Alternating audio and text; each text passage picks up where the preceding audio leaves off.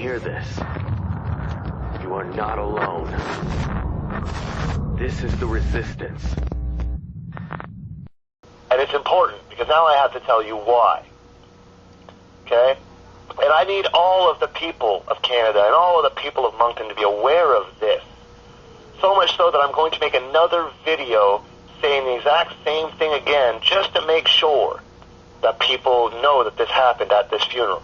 Because I was absolutely appalled, and I quite literally would appreciate an apology from the RCMP to the city of Moncton for acting in such an appalling way. What happened? So the funeral is over. Okay, these things happen. They finish, the ceremony's done, everybody's had a long day, you know, it's got to crack a joke from time to time, you got to release the pressure, I get it, I understand, knock knock, who's there, I don't give a fuck, I just want to go home. I get it, okay? But next thing you know, there's this beautiful truck, all decked out, nice, because we're a hunting community, right? Yeah. So a nice truck, really like top of the line truck decides to come down on the street while this group, this gang of RCMP decides to walk down at the same time.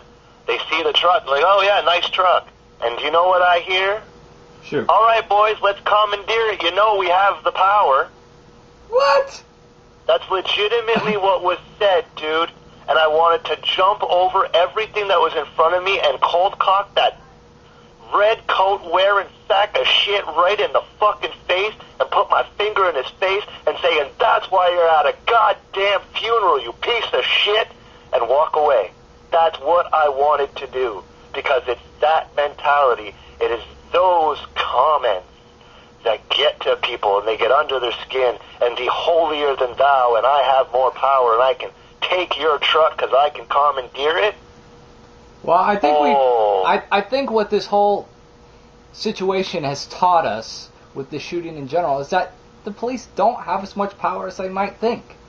Like we discussed in our previous phone conversation, if they were having this much trouble with one man, imagine how much trouble they would have with 1 million, if not 1 billion, or even close to 7 billion. That's what the official tally of how many people are on the planet, roughly about 7 billion people. Yeah, give or take a few. Yeah, imagine if you even just had a portion of that 7 million. If these people can't even handle one man, and they had to wait until this guy surrendered to be able to pat themselves on the back, imagine the hell they're going to have when everybody in the activist community stands up, if not the entire 99% stands up. Because they did it peacefully when Occupy Wall Street sprung and the Arab Spring sprung and all these other various splinter cell movements and, dare I say, sleeper cell movements. They are all sprung and they're all active and everybody's working on something. The most important order and mission that the worldwide resistance could ever issue to its followers is it has to be done without violence. Because if we're going to act like them, we may as well just give it to them. Exactly. So that was my day at the funeral. Those were my justifications as to why I went and all of these things. So I needed to make sure people understood.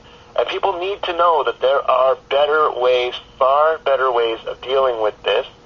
And that although it's, fuck the police because they're being oppressors, okay, you have to remember that they're given orders by people that if they disobey, they lose their job. So it's the activist community's job to get all of the police force to actively disobey corrupt orders.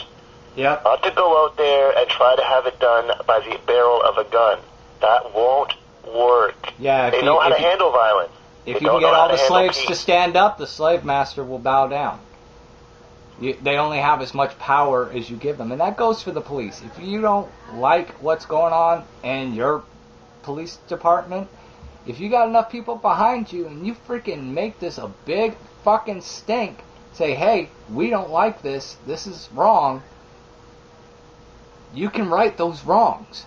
Don't Yeah. think that you can't, whether you're civilian, whether you're military, whether you're police, whether you're a goddamn politician. If you see wrong in the world, you gotta fight for it. And don't think that you're a lone fucking wolf. Don't think that you're alone. There are millions of people who will back you up. Well, because right now, coming up, okay, in 2015, Canada has an election. And in 2016, so does the United States, right? Yes. So the Worldwide Resistance's message has to be clear. To the next man or woman entering into the political arena for either country, if you sit at that table and you find out that you don't have the power that we think and you thought that you were going to get upon election, tell us. It is time to tell us that your hands are tied and we'll go to war with you or for you. Yeah, and, just because you get elected to a position of power doesn't mean you have to obey the corrupt masters who got you there. If you undermine, if our politicians and whatnot just undermined this system, there'd be no more power. They'd have no more power because they'd be taken down. You eliminate the backers and whatnot, and you eliminate all these outside influences that got you into office, then you won't have to worry about re-elections and all that shit getting screwed up because those people no longer exist. Those influences are no longer there. You eliminate these disruptions, then they cannot disrupt you, and you can have a legitimate election, and you can have legitimate politics. Exactly, and that's what and to go along with what you're saying, to have legitimate elections, and it's simple, right? You want to make a simple movement to make it worthwhile? How about both sides of the border say that all election ballots must be hand-picked with red? Not black, not blue, but red. Why red? Because apparently the democracy that we so cherish was bought with blood. So maybe we force people to remember by simply saying, check your voting box with red. You make a whole movement about that. Get the youth in on it, get everybody, well, why? What's it? And then you can go even as far as making it law. If you don't vote, I'm not saying if you don't vote my direction. No. If you do not vote, there could be a 3-month incarceration penalty. Why? Because it's fucking with the numbers. They're not getting honest, accurate opinions from the legal voting age. You make it a law that you must vote. Doesn't matter which direction you vote, but the vote has to be casted. Then it becomes the responsibility of the people to make sure that there's a political party in there that is worth voting for. Well, I wouldn't go so far as to say making it mandatory to vote, but make it more appealing for people to vote. Something's got to be done. We have to amp the numbers so we get appropriate results on the count. You got to show the people the votes have to count. That's why the people don't vote. A lot of people don't vote because they don't feel that their vote counts. But even if your vote doesn't count, at some point you can make it count, like with the voting in red thing. If you go in and you vote, you don't believe your vote counts, make a demonstration. Mark your ballot in red. Show your stance.